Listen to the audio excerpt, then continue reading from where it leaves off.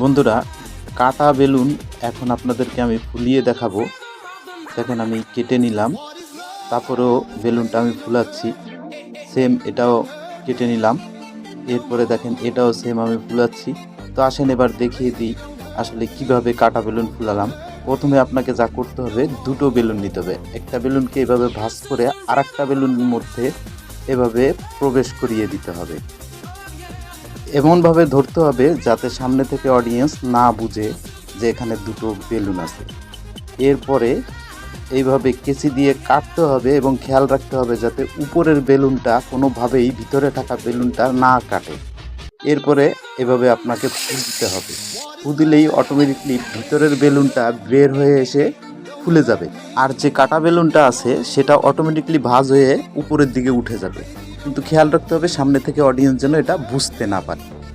অবশ্যই একটা like comment করে যাবেন এবং ভালো লাগলে